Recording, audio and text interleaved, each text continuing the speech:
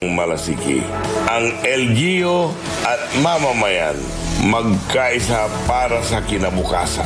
Ako po ang inyong lingkod, Mayor Alfe Soriano ng Bayan ng Malasiki. Sama-sama na naman ang tropa RH Super nasa lamesa. Patak-patak na para tuloy ang saya. RH Super na ang shot ng tropa. Drink responsibly. Kapag may RH Super sa lamesa, super ang inuman ng tropa. Bili na ng RH Super, ang shot ng tropa. Drink responsibly. This is DWJE 88.1 FM Radio Pangasinan, whose sole mission is to inform, to educate, to entertain, delivering to all Pangasinenses news that is true, public service that is sincere, commentary that is fair, and entertainment that is proudly Pangasinense. This is your DWJE 88.1 FM Radio Pangasinan, going beyond just being number one, working towards total domination. Jad Dagupan, walay saksakay ya radio station ya iyayag nasaray Dagupenyo. Jad Mamalingling, Mangin, Paborito. Mayombo, Paborito. Pantal, Paborito. Poblasyon Weste, Paborito. Tagyat Puguchiko, Paborito. Aya, 88.1 Radyo Pangasinan. Popular sa balita, popular sa musika. Pangasinan Govwaves Network Corporation. Sa Pangasinan, we are the number one pop music station. DWJE 88.1 FM Radyo Pangasinan. Paborito. Paboritong ang kabataan at matatanda. Paboritong pakinggan sa bus, tricycle, jeep at mga opisina. Paborito mo, paborito ko, paborito natin lahat. DWJE 88.1 FM Radyo Pangasinan. Number one pop music station. Paborito. Ang susunod na programa ay rated GP. GP? Ano yun? Garantisadong pampaborito. SPM Saray Balitan Matua ed Radyo Pangasinan. Programan magipasabi na saray matuan nagagawa ed balay, probinsya, bansa, tanjat intiron mundo. SPM Saray Balitan Matua ed Radyo Pangasinan. Kaulo, Kantabayo, say lawas karo tangka paborito yo. Joseph Kanilang Bakani. SPM Saray Balitan Matua ed Radyo Pangasinan. Lunes hanggang Biyernes, alas 9 hanggang alas 10 na kabuwasan. SPM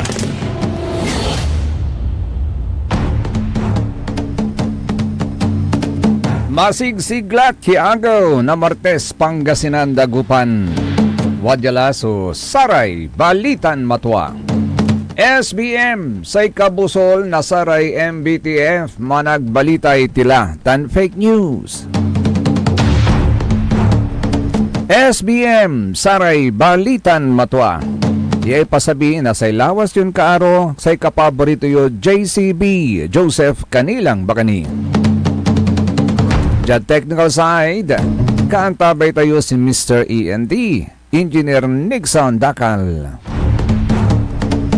Agaw la na Martes lalamat atatang tanagagik, pet sa 19 la, bulan na Mayo taon 2026.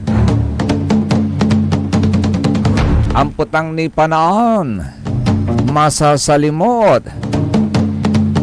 Plus 1 na ni katakapton high tide. Ayagi, karoman ang basa-basa. Sudalan lalamo, ditan. Arapan na West Central Elementary School. High tide.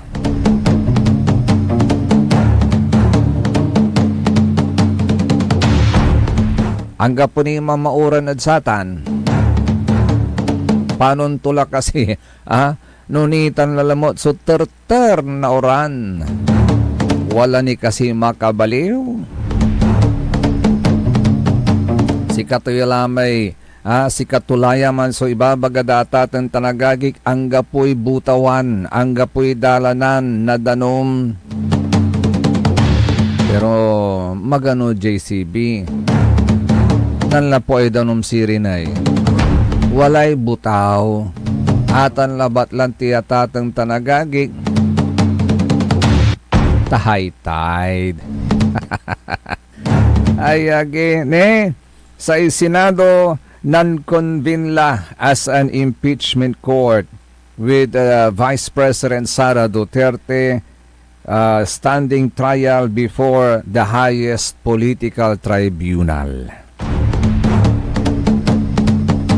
Tantandaan tayo atatang tanagagik unong adkinan na Attorney Oliva, nung si katuming ngaranto atatang tanagagik, impeachment is not purely judicial and not purely political either.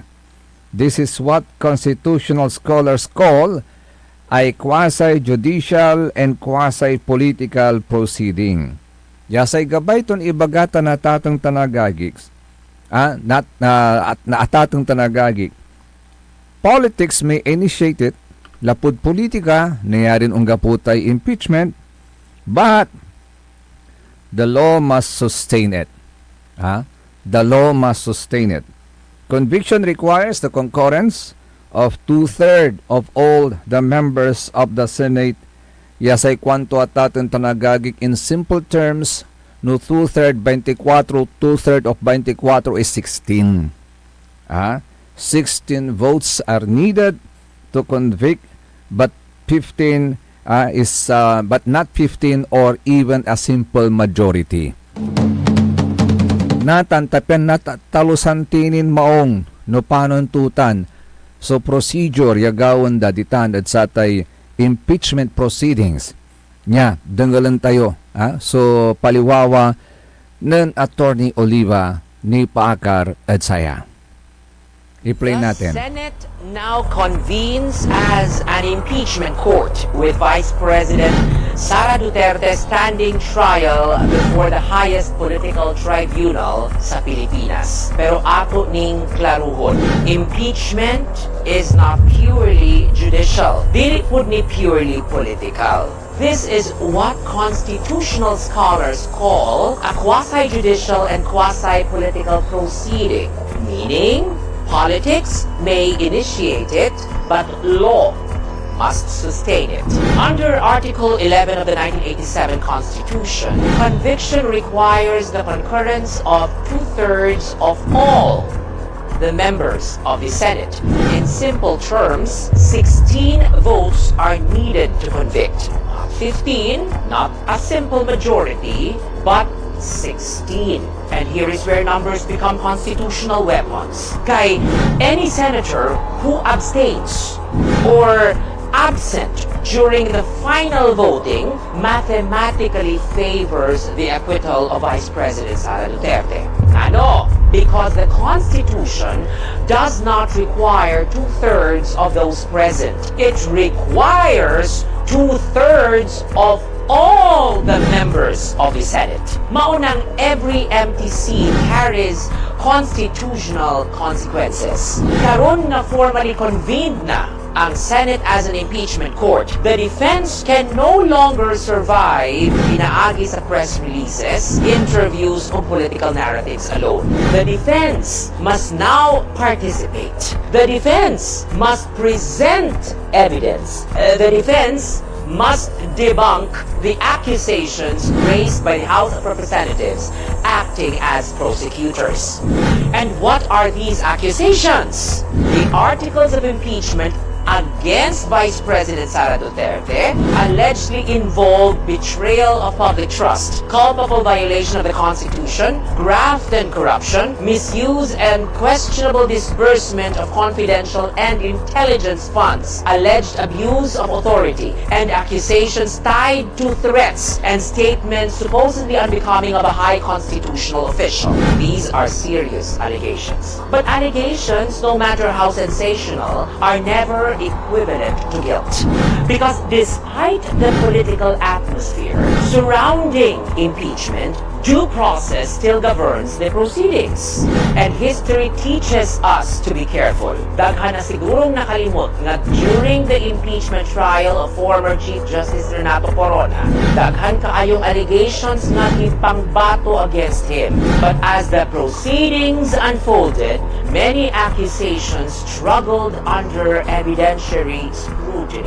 Eventually, the prosecution narrowed everything ngadto sa usa ka issue, the SALN, the statements of assets, liabilities, and net worth. Dito nila gi-zero in ang alleged hidden wealth, non-disclosure of supposed ill-gotten wealth. And on that basis, Chief Justice Renato Corona was convicted. Shortly after, he passed away. But years later, even legal minds and public officials began acknowledging that the SALN is not a perfect instrument for measuring actual wealth. It is merely a disclosure mechanism. Dili siya exact mirror sa entire financial reality sa usa ka tawo. And debates continued whether ill-gotten wealth was ever truly established with final moral certainty. Maunang impeachment trials must never become public executions disguised as constitutional processes. Because once conviction happens, history can no longer reverse the damage. So, as the Senate now sits as an impeachment court against Vice President Sara Duterte, let us remember this. Impeachment is not designed to satisfy political rage. Dili ni para sa mob victory. It is designed to protect the Constitution. And if history has taught us anything from Corona until today, it is this: when politics becomes stronger than evidence, the nature itself stands trial.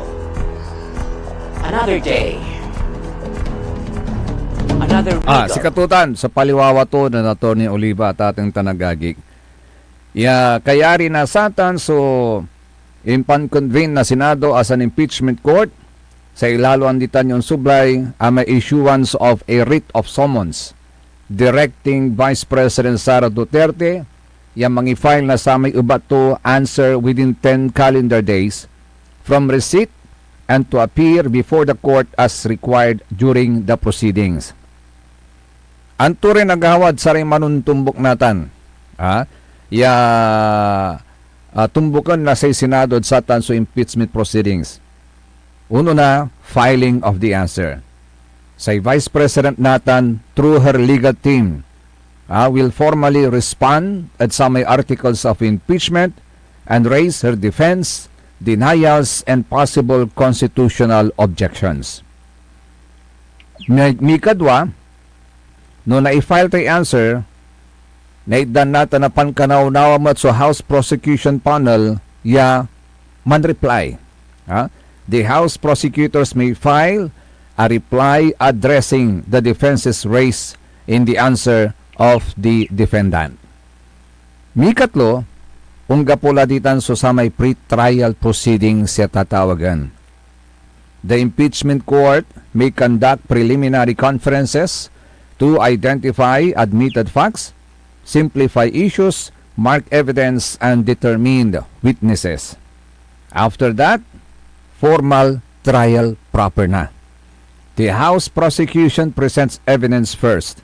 Thereafter, the defense present its own witnesses and evidence to rebut the accusations. After that, may questions then coming from the senator judges. So, senators sitting as judges may submit questions through the presiding officer. Unlike ordinary legislation, they now act in a quasi-judicial capacity. Kaya ritutan, wala may tatawagan dalan voting for conviction or acquittal. Under the Constitution, a vote of at least 2/3 of all members of the Senate or 16 senators if all 24 are sitting is required to convict. Any number lower than the results is acquittal. So dapat 16. Less than 16, 15, 14, that is acquittal. Sikato'y gabay ito ni ibaga.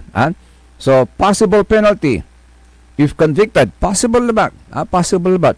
If convicted, the penalty is removal from the office and possible perpetual disqualification from holding public office. Criminal liability, if any, would still have to be pursued separately before regular courts. Now, what about if acquitted? If acquitted, the political upheaval onwards 2010 to 8 will be at maximum heat. Sikatutan, so sayay kabalik santulaya so samay in pan-convene na say Senado as an impeachment court. Taninang na iyo, say Senado ang gadsarian kaplusan is still under attack. Aliman samay babagadan nilusob darab, ng papaltugan nila. Other than that, there is a deeper meaning na sa atin under attack. Bakit? Bakit under attack? Tani? Kasi sa Senado, siya sa Supreme Court is the last bastion of justice yakwanda. No impeachment proceeding. So pantutungtungan, agontan. Last bastion of justice. And they are now under attack. Bakit they are now under attack?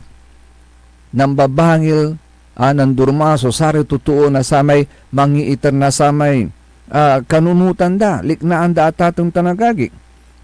At Senado, at panporsigida, may ituloy itan. So, impeachment proceedings. Di ba lately, walay pastoral letter ya binabasa dad sa simbahan. And wala maso ng salita ya bishop agauntan. But they were also attacked by the bashers. At they were not spared despite their position as a clergy, as a holy person, we may call them that way. They were not spared by the bashers. At sararamay imbil kagdan liknaan da atatong tanagagik. Natan walay basan kung si kayo. Ya paliwawa jay, ya say kwanto atatong tanagagik, the Catholic Church said its pastoral statements are not meant to attack politicians, but to guide the faithful when public life begins to drift away from decency, morality, and accountability. Father Jerome Siciliano, Executive Secretary of the CBCP Public Affairs Office, said, "The Church speaks up when it sees developments in government that may confuse the public or weaken trust in institutions." Well, kwanto, the Catholic Church did not release such statements to criticize politicians, but to show the people that there are things happening that are no longer appropriate, that no longer suit the sense of decency and sense of morality and ethical sense, kwanto ng Father Siciliano. Sa kwanto, the Church's rule is to help people understand what is happening, especially when politics appears driven more by loyalty and survival than public service. This is not politics to serve the nation or the citizens. It is being used to defend or support whoever they are affiliated with, kwanto ng Father Siciliano. Ayan clarification came after Linggen Dagupan Archbishop Socrates Villegas issued a hard-hitting pastoral letter entitled "Sad and Angry but Brave and Hopeful," which criticized the sudden Senate leadership change that installed Alan Peter Cayetano as Senate President. So sikatutan, so paliwawa na sa simbaan atatang tanagagik.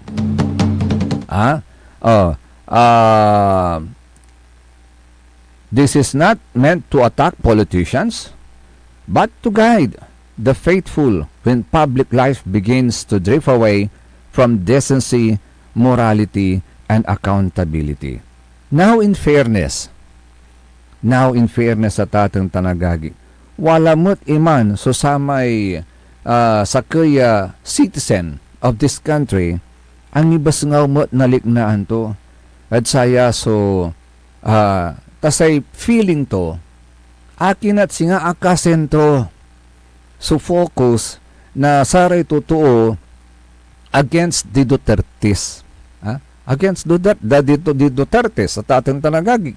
Nagkalalulad kinan Vice President Sara Duterte despite the fact simmangaw itanso flood control fiasco yat big trilyon ya kwartaso abalang o nababalang at kaban na balay tansari arum niran issues at atong tanagagik ne dangalanti pa so reaction to bat in fairness tapen na balansi tayo at atong tanagagik liknaan mo at nasa kaya citizen iparungal ko si kayo so sa may balikas to niya ay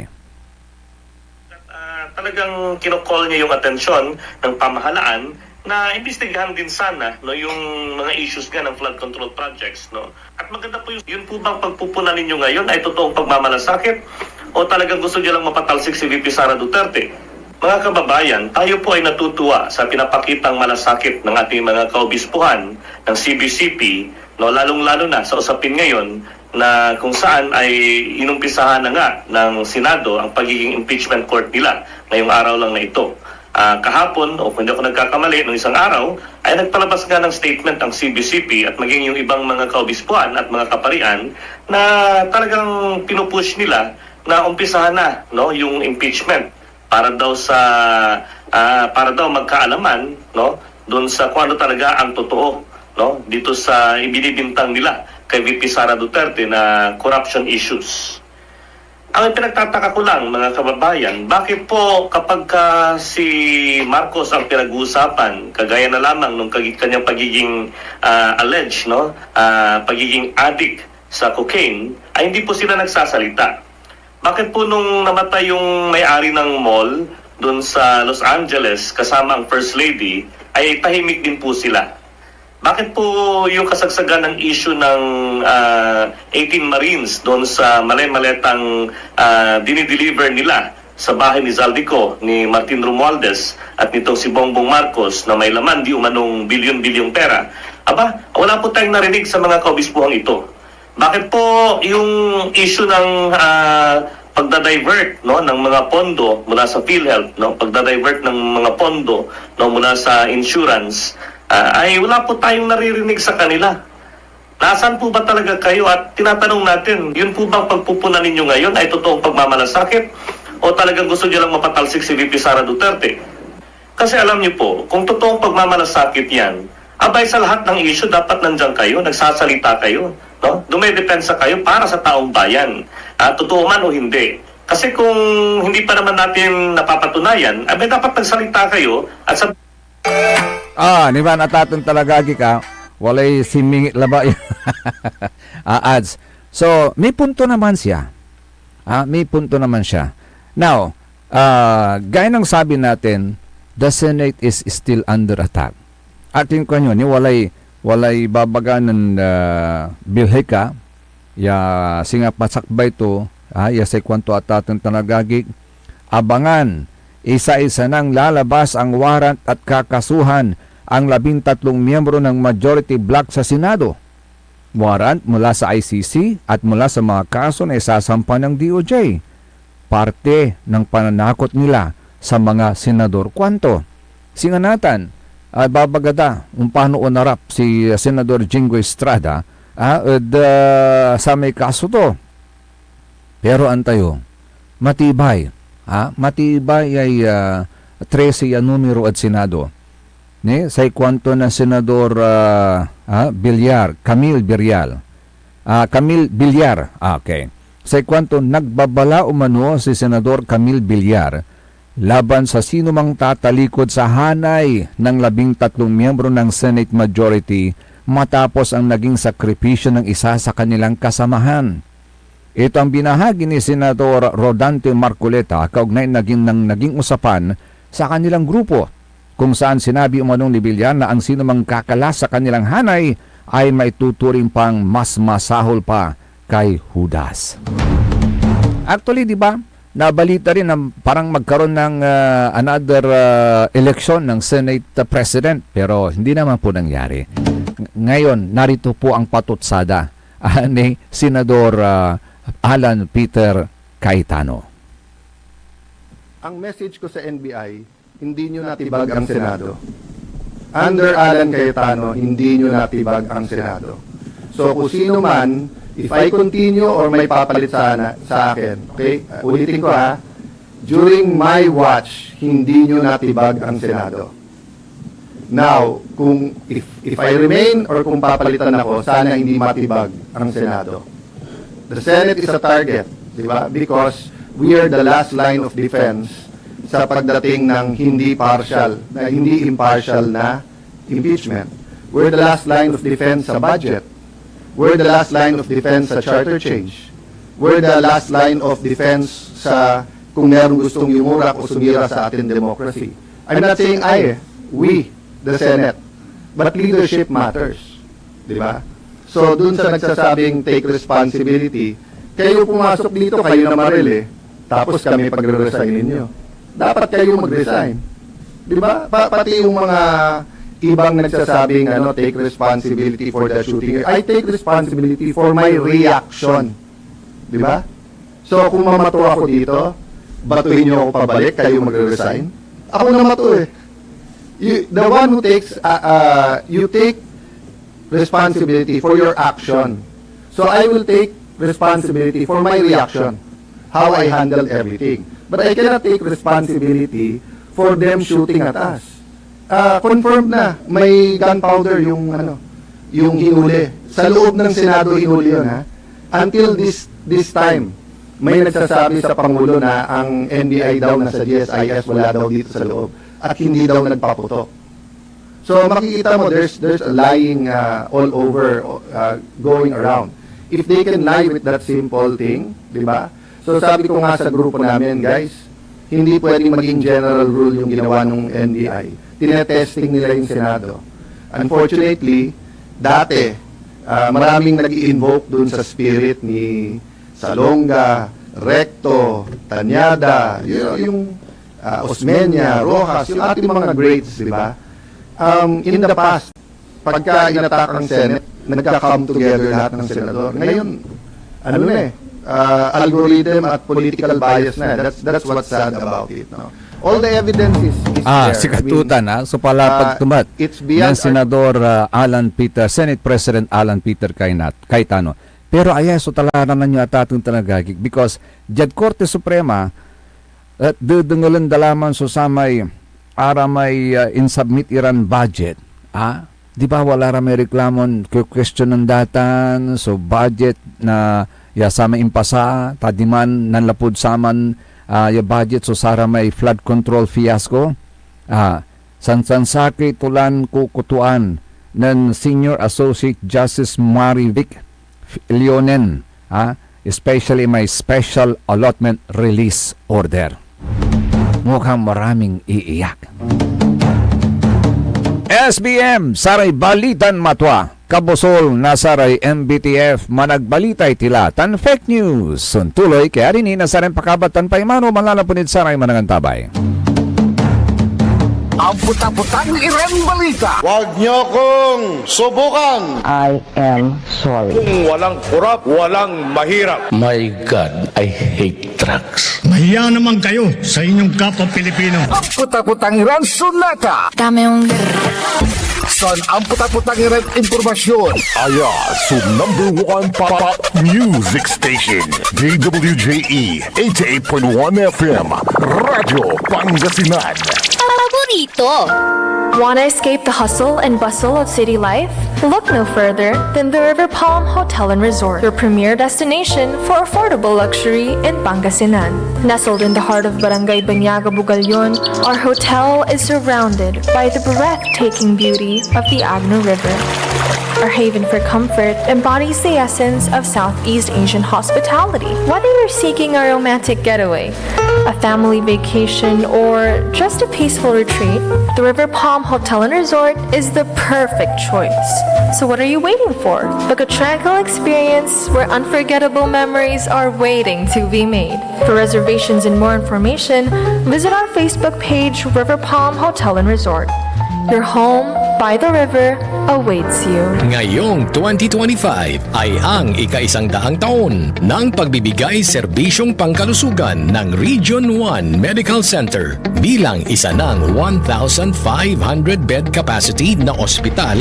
Mas marami pa ang mapapagaling at buhay na madudugtungan ng ospital di lamang sa Pangasinan kundi sa buong Northern Luzon sa tulong ng 12 accredited residency training programs at 13 active specialty centers nito: Cancer Center, Dermatology Center, Eye Center, Heart Center, Toxicology Center, Burn Care Unit, Center for Mental Health, Acute Stroke Unit, Geriatric Center, Infectious Disease Center, Kidney Transplant Unit, Lung Center at Trauma Center. Patuloy na mangunguna ang R1MC sa pagpapaigting at pagpapaibayo ng dekalidad na healthcare delivery hanggang sa susunod na siglo.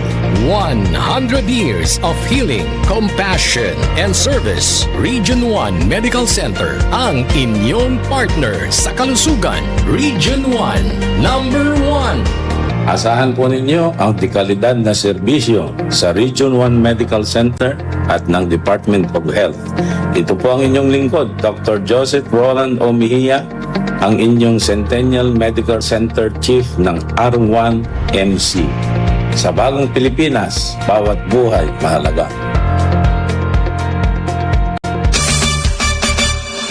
Beat the burning heat of summer this 2026. Tara nang magpalamig sa Ice Cream House Coffee. Ice Cream House Coffee, ang solusyon sa mainit na panahon. Try their Gold Delight Ice Cream, masarap na pizza pasta, at malasang kape. Ice Cream House Coffee, matatagpuan sa Burgos Street, harap ng St. John's Cathedral. Kaya tara na kapaborito sa Ice Cream House Coffee. Also available, wholesale price for retailers. Let's beat the summer heat. Ice Cream House Coffee. Hindi ba napapansin ang inyong negosyo, mga kapaborito?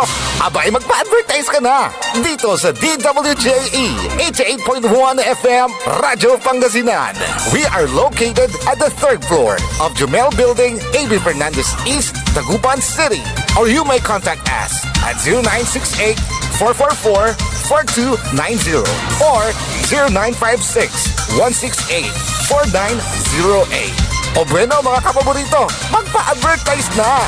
This is DWJE 88.1 FM Radio Pangasinan, whose sole mission is to inform, to educate, to entertain, delivering to all Pangasinenses news that is true, public service that is sincere, commentary that is fair, and entertainment that is proudly Pangasinense. This is your DWJE 88.1 FM Radio Pangasinan, going beyond just being number one, working towards total domination. Jad Pangasinan, walay saksakaya radio station ya iiyag na saray Pangasinense. Jad Asinggan, Paborito. Malunga, Paborito. Natividad, Paborito. Rosales, Paborito. San Manuel, Paborito, San Nicolas, Paborito. San Quintin, Paborito, Santa Maria, Paborito, Tanjad Tayog, Paborito.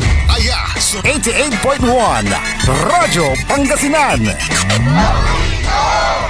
Ang inyong official summer station. Ito po ang DWJE 88.1 FM Radyo Pangasinan. Talagang summer ang saya-saya dito sa Pangasinan. Halina na mula Lingayen Beach, saya di mapantayan. Kasama barkada, buong pamilya. Summer ang saya. Oh, oh, oh. Pangasinan, sigaw ang gogo. Init at saya, sabay-sabay nating maranasan. Radyo Pangasinan. Your fun under the sun summer station. Summer ang saya. Ang lahat ng opinyon at pananaw sa susunod na bahagi ng programa ay galing sa host anchor at panauhin lamang at hindi pananaw ng mga producers at ng pamunuan ng DWJE Radio Pangasinan at Pangasinan Gulf Waves Network Corporation. S P M Saray Balitan Matwa ed Radyo Pangasinan. Programan magipasabi na saray matuan nagagawa ed balay. Probinsya, bansa, tanjat intiron mundo. SBM. Saray Balitan Matwa ed Radyo Pangasinan. Kaulok, Kantabayo, say lawas karo tangka paborito yo. Joseph Kanilang Bakani SBM. Saray Balitan Matwa ed Radyo Pangasinan. Lunes hanggang Biyernes, alas 9 hanggang alas 10 na kabuwasan. SBM. SBM is brought to you by Mars Restaurant, Galila, Mangantila, and Mars Restaurant. Matatagpuan sa Rufinas Square, Binmaloy, Pangasinan, just along the highway near Dagupan City. A perfect venue for a dinner date. Mars Restaurant. Come hungry, live happy. Lumaban ka bayan, kung binmali, may pag-asa pa para bumangon at magkaisa. Tumindig ka bayan, kung binmali, hawak kamay nating harapin ang maayos na bukas at ihatid ang serbisyong agad maaasahan. O bayan, kung sinilangan, hindi ka nag-iisa, hindi ka iiwanan, ika'y sasamahan magpakailanman. Mahal kita, o bayan, kung binmali hanggang sa dulo ng walang hanggan. Tuloy-tuloy sa Saray Balitan Matwa. SBM sa ikabusol na Saray MBTF managbalite tilatan fake news. Alas 9:38 sa oras tayo tatang tanagagig. Wadya tilad mi kadwan tekap sa ilik naay binmalay. Kumusta kila tatin tanagagig, lalo lad sara may mabut-but nata niya mga at Mars Restaurant. Talaga naman, ha? They come hungry, they live happy. Ayun. Ay bukas po sila alas 4 ng hapon hanggang alas 11 po ng gabi, ha? Diyan po sa Mars Restaurant. Pero open din po sila for lunch reservation. Just inform them ahead of time. Ano, ha? Kaya if you're looking for a delectable yet budget-friendly treat, Mars Restaurant will satisfy your cravings. For melt-in-your-mouth baby back and pork ribs, mouth-watering cuts of steaks like ribeye, sirloin, T-bone, porterhouse, strip loin steaks, savory bangus a la pobre jam pack with aromatic garlic beets, ultimate Pinoy pulutan like their signature mix, beef inard, sisig, chicharon bulaklak, and chicken supernova. By the way, doon sa nagbigay ng bangus, hindi ko na babanggitin, thank you. Maraming salamat po and God bless you po. Bulalo and sinigang to comfort you, meron din po sila. For light meals, try the rich aligi pasta or out of the ordinary Spanish sardines pasta. Meron din po silang satisfying chicken teriyaki wrap and New York strips wrap. Meron pa po kayong libreng tawag nito, turon. Panghimagas. So, Mars Restaurant, perfect for satisfying dates or late-night cravings. Come and visit also their Mars Express sa Nagilayan Binmalay for short orders, ha? Any time of the day with halo-halo to beat the heat. Oy, kumusta na? Kumusta na yung mga SK natin? Yung mga asing-singgerlay eleksyon, ha? Sa ibabaga na COMELEC nata natatang tanagagik manlapod sa September 28 hanggang October 5 atan la may petsa na sa may filing of Certificate of Candidacy. Insan manlapod October 22 hanggang October 31 sikatutan may campaign period. Insan no November 2 2026 sikatutan may election day. Kanyan natan nila ba, nang nila, evaluate nila sa performance na sararatay barangay officials yu. No, saratay barangay officials yu, akasimbangot yan ay agilararatan ibubuto, akin kanyo. Kano akasibangot nay singara bakas iraratan, agauntan. ayan ay sikiran barangay officials maimimis kilabat kaya kasibsibangot yan ay nay. Aliwan sa may kabat ko yan nasabat ko kasibsibangot yan ay nay. Singa mikab kalubayan lalaingan at sa may kaparpara to lalaingan may singa mikab kalubayan at sa may picture na sa may goril. Tayo man goril. Pati sa arati SKO, arati SKO officials yo, nang yun anti-performance damat at sa arati barangay da, napiperform da, natutumbok da kasi iramay duties and responsibilities da as SK. By the way, totoo ba na may seminar ang mga SK chairman sa Binmalay sa Boracay? Nag-flight ba sila nung Tuesday ng gabi? Tanong yan ha. Nag-seminar ba kayo sa Boracay noong Tuesday ang flight nyo ng gabi papuntang Boracay? Natatanong po natin yan mga kapaborito lately, di ba? Lapud saya so crisis yan nalilik na tayo at wala man so gangan wala may gangan at atong tanagagik na say gobyerno tayo under President Ferdinand R. Marcos Jr.'s directive to conserve energy and address supply chain vulnerabilities. All government agencies and instrumentalities must conduct meetings, seminars, and workshops via secure digital platforms. Kwanto aguntan? Yawali travel moratorium ditan. Aratan so face-to-face seminars or official travel to distant locations are strictly suspended unless legally required or operationally indispensable. Natan, tapat tayo. Legally required or operationally indispensable. Yan yung karit Boracay. Of all places, bakit Boracay? Di ba kapag ka napunta ka ng Boracay, that is for pleasure and fun? For relaxation? Can you conduct your seminar seriously sa isang lugar where there is where it is supposed to be for pleasure, for vacation, for relaxation? Tinatanong po natin yan kasi meron po sa mga kababayan po natin dyan sa Binmalay, Liknay, Binmalay at atong tanagagik ay bakit ganun? Nagtatanong po sila despite the fact na may DILG reminder, may circular in connection with the oil crisis, lapod saya so may pakakaapekto na sa bansa tayo at satan sa oil crisis and we are experiencing ninang ninyoy salatan na dolyar nata na tatang tanagagik tinmagila so salatan na dolyar kapigan man na agaw abitla tayo 60 natan 61 61 so sa may balor na dolyar la atatang tanagagik 61 pesos kontra dolyar ninang ng UAI.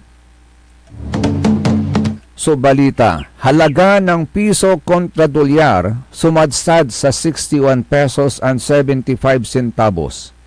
Muling sumadsad ang halaga ng piso kontra dolyar sa unang trading day ng linggong ito. Sa datos mula sa Bankers Association of the Philippines, bumaba ng 2.9 sentimo ang halaga ng piso at nagsara sa 61 pesos and 75 centavos so kada dolyar nitong Lunes. Mas mababa ito kumpara sa dating record low na 67.721 sa pagsasara ng palitan noong Biyernes.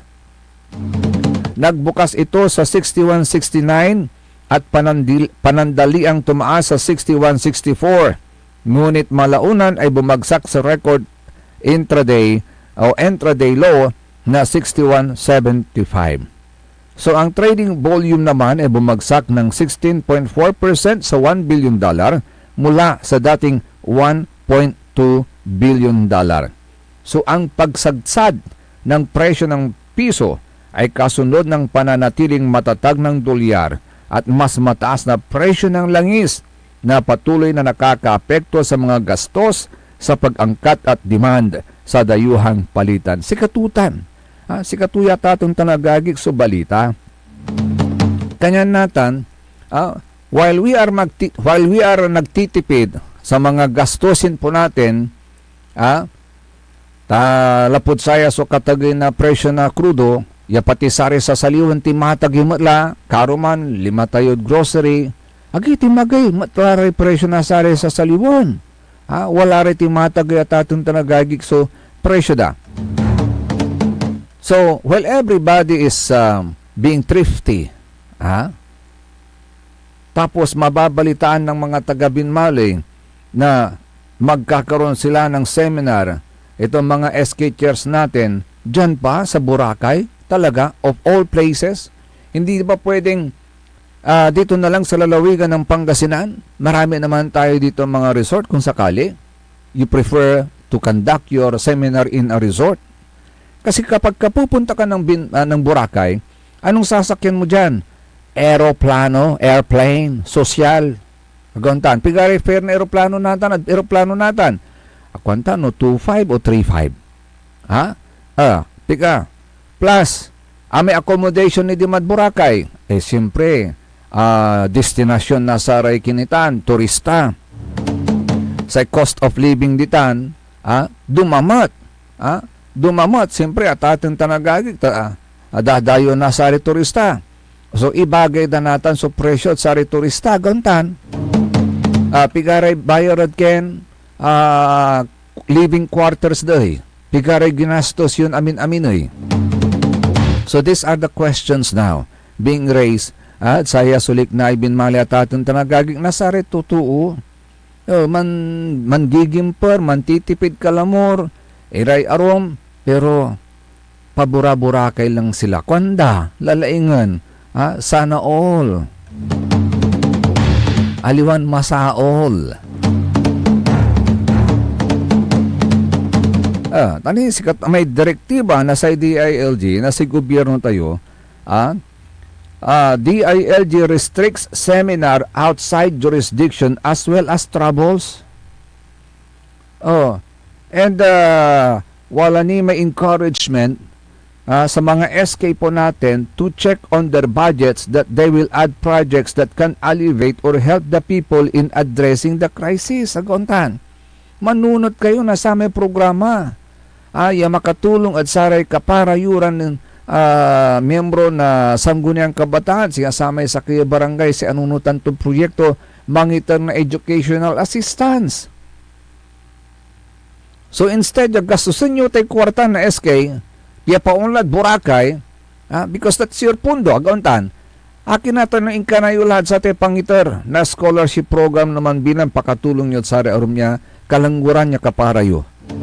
Or other programs, numan bilang at na mamablian kayo sa tay educational fund. So you have other activities na dapat makatulong kayo. At sari kapara yun kalangwaran. So ang question is, what happened? Why is it that despite na meron tayong DILG reminder, meron tayong DILG mandate, meron tayong DILG circular dyan sa buong Pilipinas, pero the SK chairs still did not comply and still went to Boracay.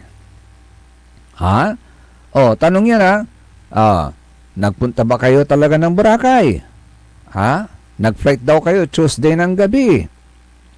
Take note that it is not yung ginastos po ninyo dyan sa fare, accommodation, food, and everything.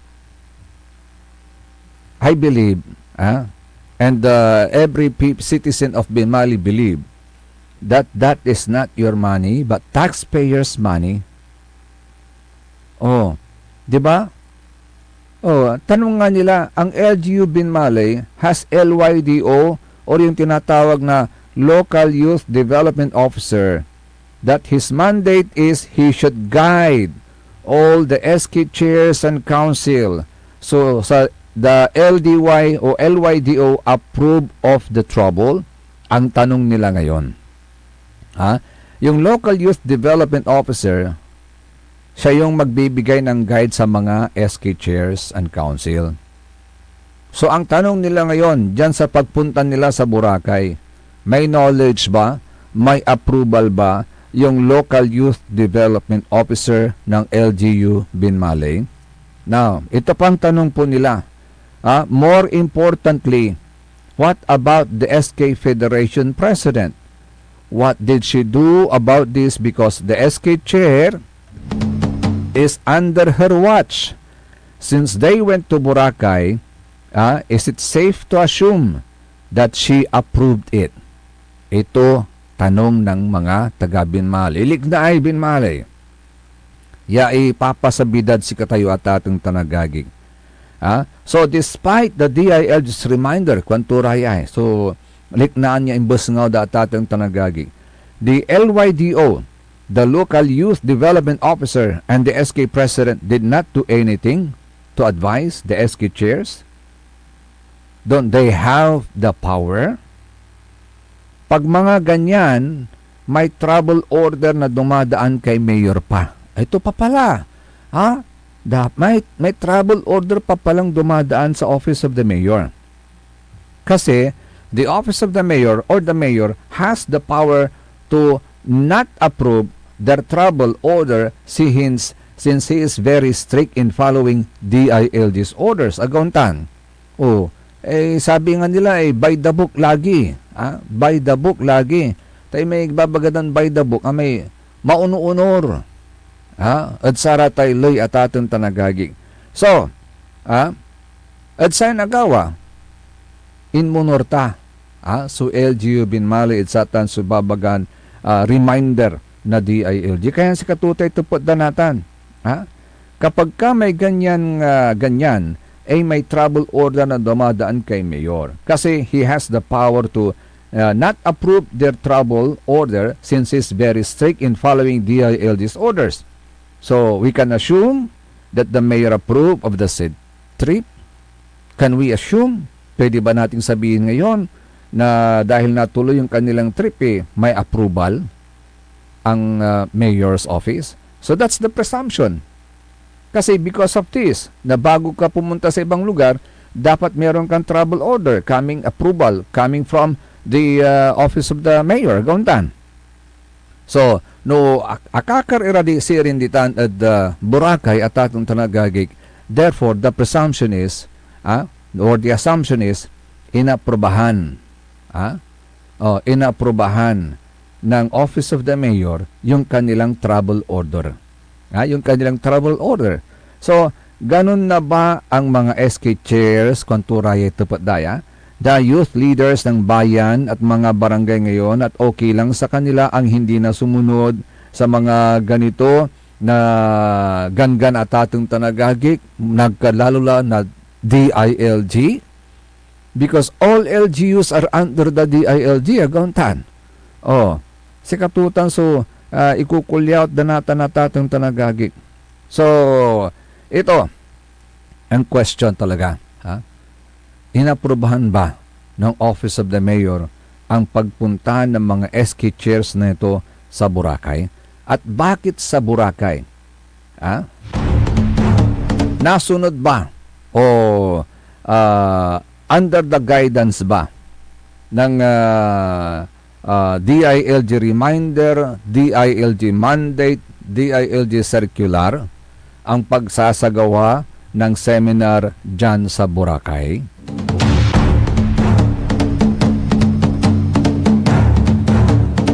Isa pang tanong, seminar nga ba?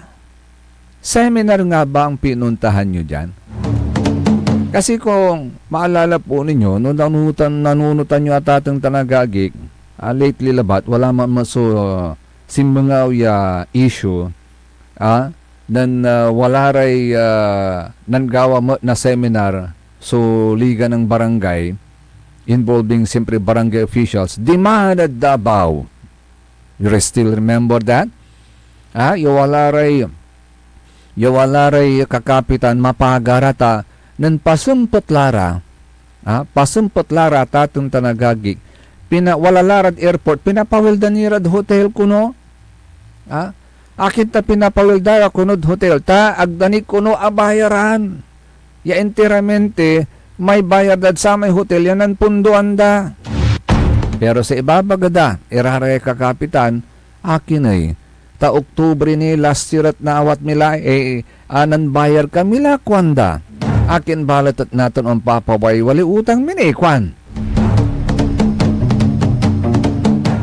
Si Kararaya, susara may umpapaway, actually no, istoryan da siya, kasi nga na-overwhelm sa utak ko.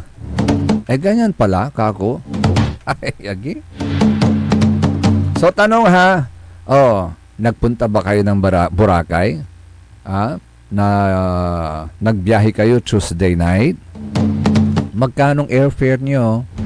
Magkano accommodation nyo? Magkano lahat ang ginastos nyo sa Boracay? Yung bang seminar na ginawa po ninyo sa Boracay in accordance with DILG Memorandum, Circular, and Mandate? Lalong-lalo na sa mandate ng DILG na dapat magtipid na kung maari sa pagsasagawa ng mga seminars, wag na yung trouble. Diba? Sabi ng Pangulo, make use of the laptop, the internet, agauntan, para hindi na magastos, makatipid naman ng gobyerno at magastos na lang sa mga mas makabuluhang project yung pera ng taong bayan. Pang-apat na ba na tanong? Okay. Ang isa pang tanong, inaprubahan ba yan? May knowledge ba dyan ang LYDO? Local Youth Development Officer. At ang last na tanong, may approval ba ang Office of the Mayor sa travel order ninyo? At kung meron man, bakit po inaprubahan yung travel order na yan? Is that also in consonance with the mandate of the DILG? Doon sa kanilang reminder, mandate circular na dapat magtipid dahil sa krisis?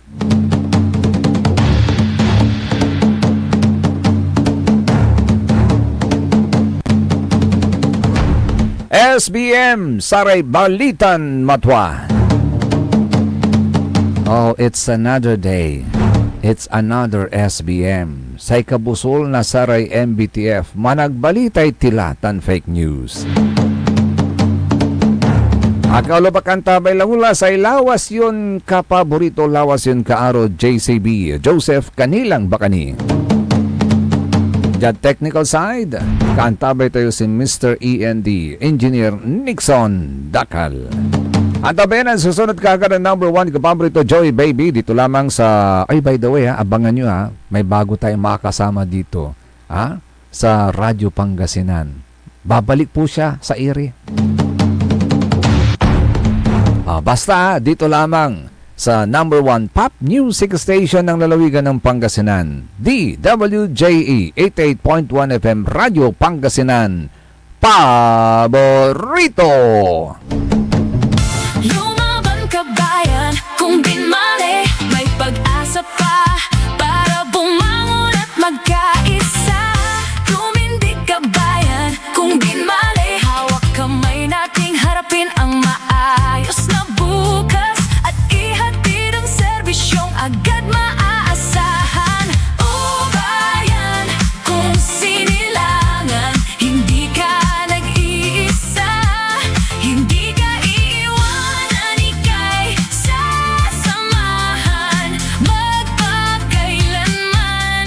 Mahal kita, o bayan, kung binmali hanggang sa dulo ng walang hanggan. SBM Saray Balitan Matwa ed Radyo Pangasinan. Programan magipasabi na Saray Matuan nagagawa ed balay, probinsya, bansa, tanjat intiron mundo. SBM Saray Balitan Matwa ed Radyo Pangasinan. Kaulok, Kantabayo, say lawas karo tangka paborito yo. Joseph Kanilang Bakani. SBM Saray Balitan Matwa ed Radyo Pangasinan. Lunes hanggang Biyernes, alas 9 hanggang alas 10 na kabuwasan. SBM Tired of the stress and noise of the city? And